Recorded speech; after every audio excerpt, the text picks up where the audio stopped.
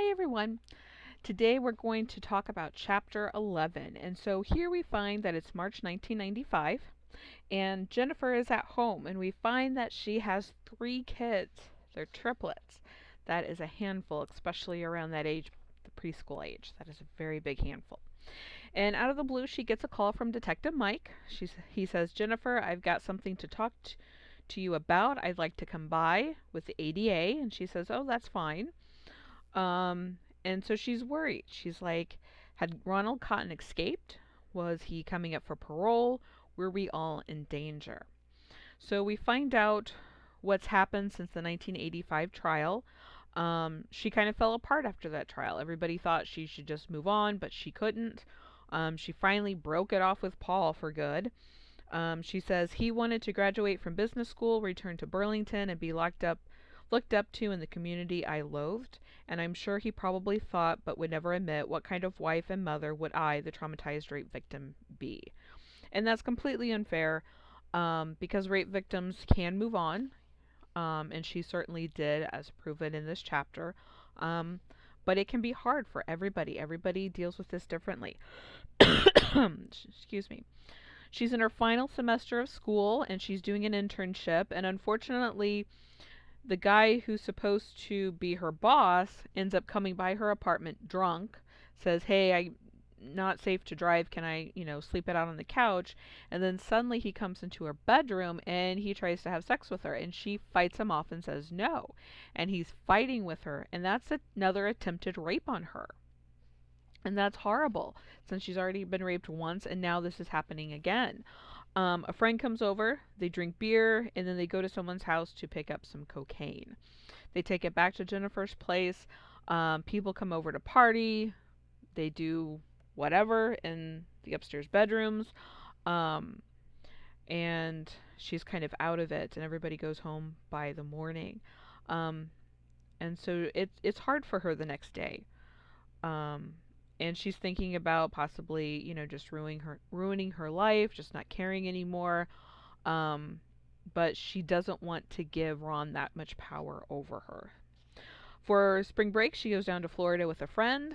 Um, she tried to stay invisible. She said, "When I ventured out at last, I wore gray jeans, a sweater, and white sneakers, hoping I would not attract any kind of sexual attention. I hoped I was invisible." She ends up meeting a guy in a bar where they dance, and he asks her out. And she says, "I told him we could go to dinner, but if he touched me, I'd kill him. He put up his hands up in the air and in surrender and said, 'You got it.'" And so they go out on a date. They kiss at the end. It's nice. They both like it. And we find out that this is Vinny, her husband. And so they end up staying in touch, and they take it slow, and she realizes, I've got to tell him what happened. Um, and it's kind of a test for Vinny to see how well he would take it all. Is he going to be like Paul, or is he going to be more understanding? And he is definitely more understanding. And she comes to terms that Ron is always a part of her and her life. She ends up graduating from college. She moves to Long Island to be with Vinny, but then she realizes she hates it there. She wants to move back to North Carolina, and Vinny's like, "You're my life," so he goes with her, and he finally proposes. And then the second trial happens. She's resentful of the fact that she's got to go back and testify, and she's very fearful of Ron and his family, thinking that her life is in danger. She does not like the new prosecutor. He was aloof and didn't appear interested in my emotional state, only how I could serve his case. I remember thinking the second woman was going to blow it and Ronald Cotton was going to walk. Mary Reynolds cried a lot and became very distraught to the point where she didn't make any sense. So again, we've got this difference in how victims of rape react to it.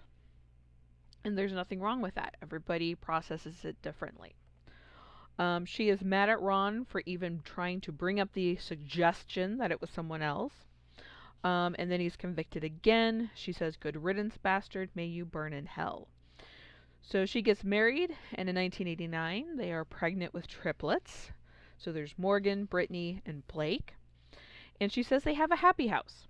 They have a happy house. The kids are happy. But then she says in the middle of page 193, Only at night, when the kids were sleeping soundly in their beds and Vinny slumbered at my side, would I still shake with fear, hearing footsteps in the house, seeing shapes in the dark, and always his face, the hateful face of Ronald Cotton, floating above mine. I prayed hard for the kids, that I could keep them safe. As long as he was locked away for life, he couldn't hurt us, I reminded myself.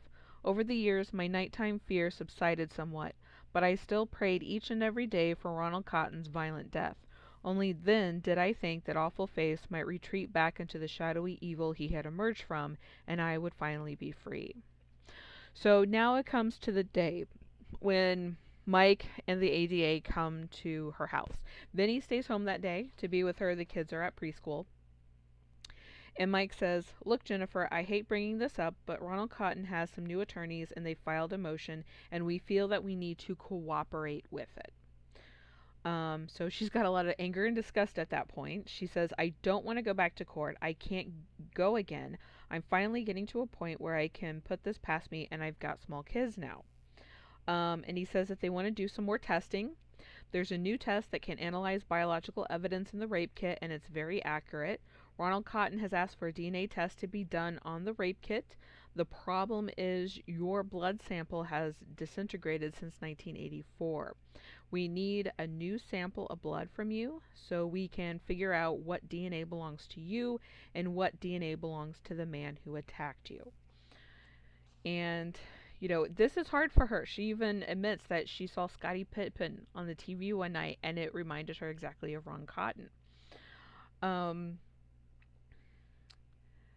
So she's just like, why? Why do I have to do this? Why do I have to go through this again? And remember, in one of the videos I had you watch in the first section of reading of this book was about a young woman who it took 4 years from her rape to the conviction of her rapist. And in that time, in that case, she had to turn over a lot of phone records and things like that. And she's like, I'm the victim. Why do I have to do this? And that's the same thing here. Why do I have to go through this? And he says, Mrs. Canino, it's important for you to know you don't have to consent to a blood sample, at least not yet, but his attorneys could get a court order down the line. Mike says, look, we all know it's not going to change anything. It's just a last attempt.